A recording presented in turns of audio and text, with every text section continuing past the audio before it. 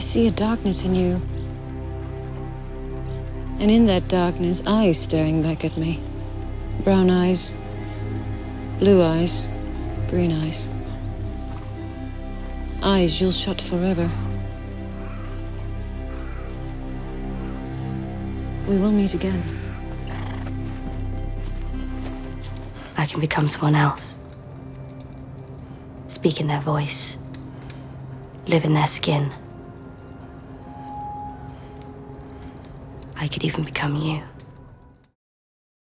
Hey everybody, a lot of you have been requesting a Melisandre video, so there are a couple different prophecies that she's given, that she's coming back in Season 8. Like she said, I have to die in this strange land. I'll address that, but the more interesting one is the fact that earlier she actually told Arya that they would meet again too, meaning that she will be back at Winterfell in Season 8. One of the really cool things is that when she tells her that prophecy about the different eyes she sees staring back at her from the darkness, they've actually already fulfilled that part of the prophecy. So I'll explain how they fulfilled that. But if you're new to my channel, be sure to subscribe to get everything. I'm doing Game of Thrones videos till Season 8 gets here. There's a bunch of prequel news too that I'll explain at the end of the video.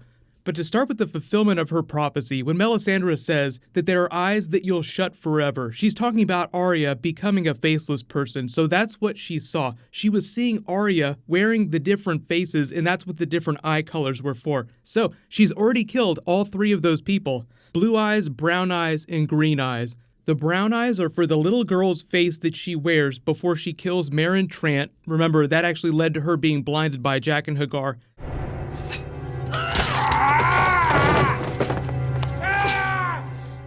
The next ones are a little bit out of order. I'll explain why this is. I think, they were teeing up their big twist and they kind of knew how it would go down, but they didn't know exactly when it would happen.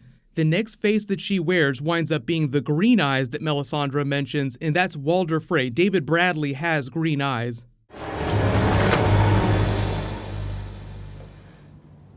When people ask you what happened here, tell them the North remembers.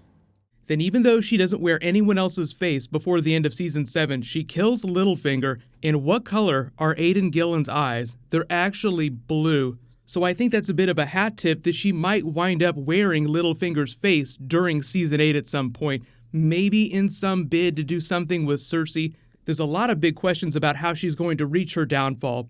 But the real problem with wearing Littlefinger's face is that there were so many people in that room that watched him get killed that the word that he's dead is going to get out, so it's going to be a lot harder to fool people when you wear his face. So if Cersei gets wind of that via her little birds, and then Arya shows up trying to pretend to be Littlefinger, Cersei will know that something's up, no matter how good Arya's skills are. But the other important thing here is that she says that we will meet again, so she's going to come to Winterfell because that's where Arya is going to be for most of the season. They're going to have that big Stark reunion in the early episodes, and Melisandre already told Varys that she would be going back to the east, but she would return. I have to die in this strange land. So she's dropping a couple big bombs and doing a bit of foreshadowing. One, that she's foretelling her death. I have to die in this strange land. So way back here during Season 3, when she's saying this, she looks a little bit surprised, but whatever's happened since then, she's made her peace with it. I think she's just happy that she's brought fire and ice together, and Jon Snow and Daenerys have been united. So she probably feels like she's done the biggest part of her job, and now it's just going to be bringing in reinforcements. So even though Melisandre isn't an antagonist and Arya isn't a stone-cold serial killer, I still believe that she's going to meet her end at Arya's hand. But a lot of that just gets tied up in how you think that Arya's character is going to wind up. Because the idea that she's going to have a reunion with Gendry, she's going to see Jon Snow again, she's formed the Wolf Pack with her sister, so she actually seems fairly well adjusted even though she has all these crazy skills.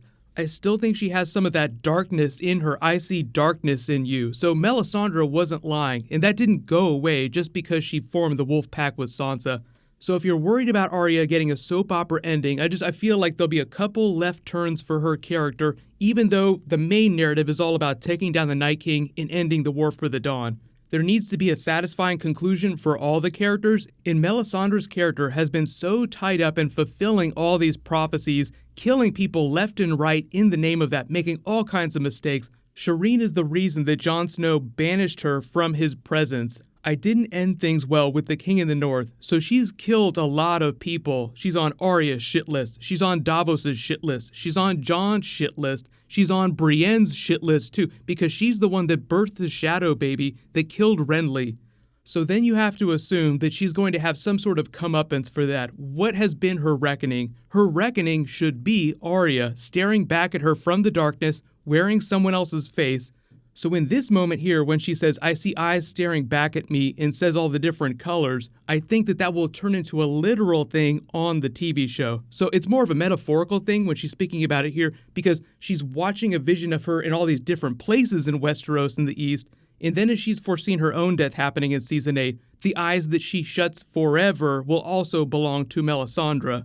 But that doesn't even get into the idea of how Melisandre is going to help them with the War for the Dawn in Season 8. There's still a lot of things that she could bring to bear through the Red Priests. So the Red Temples are a really big thing in Essos.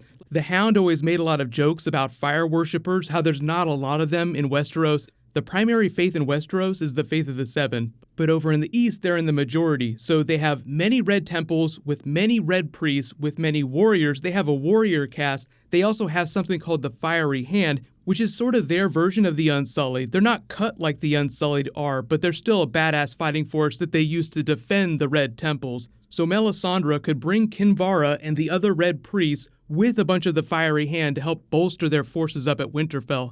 So in the way that you have the dragons, fire, fighting ice, literally fighting Viserion, breathing what looks like ice, but it's actually just blue fire.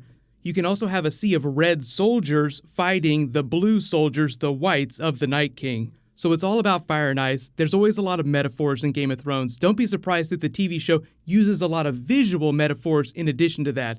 So that's also probably one of the reasons why they chose Viserion to look like this visually. Give him blue fire, because you have the green fire for Cersei because it's wildfire. You have the regular red-looking fire of the regular dragons. Then you have Viserion's blue fire. So just let me know in the comments, how do you think that Melisandre is going to die in the final season? Do you think that it'll be Arya to do the deed? And do you think that she's actually going to come back with Kinvara and the other red priests when she returns to Westeros? Returns to die, as she tells Varys. But what'll happen next is I was planning on doing a Daenerys video because Emilia Clarke just dyed her hair blonde, which is a big change from what she's done in previous seasons. It's just a highlight of her commitment to the character. And there are a lot of theories about what that means for Daenerys' character changes in Season 8, so I'll address that when I post that video. But the cool thing is they just confirmed that there really was a 5th Game of Thrones prequel that they're developing. There used to just be 4, and what they're doing is they're developing pilot scripts for all of them, and they're just going to pick the strongest one, and that will be the prequel series that'll run after the main show ends. So the one they just confirmed is actually being led by Brian Cogman, who was a writer for a long time on Game of Thrones. He was actually known as the keeper of the continuity within sort of like the writer circle with Dan and Dave. Like, they all study the books a lot, but of all of them, Brian Cogman was the one who was the deepest into it. So of all the people that worked on Game of Thrones, the main series, he probably has the most book knowledge. So even though Ancient Valyria, the 100 Years of Blood, the Blackfire Rebellion, the War of the Nine Penny Kings, all, big conflicts that they could use as the backbone of whatever prequel they're going to do, I'm just really interested to see what he's actually doing. I think I've already talked about how they said that it's not going to be Robert's Rebellion, and it's not going to be the Tales of Dunk and Egg, but pretty much anything else is up for grabs. And even though Aegon's conquest would be really awesome to do, that's kind of what the main show is doing right now. There's so many parallels with Daenerys' character that I don't know that they would immediately jump to that. So new Game of Thrones posting later this week. Congratulations to Ruben Aguilar. You're the latest giveaway winner. Please private message me on the back end of my channel so I can get your contact details. While you wait for everything, click here to watch that brand new Punisher trailer. It's totally badass. And you can click here to watch that animated Targaryen prequel video again. Thank you so much for watching. Everybody stay awesome. I'll see you guys tonight.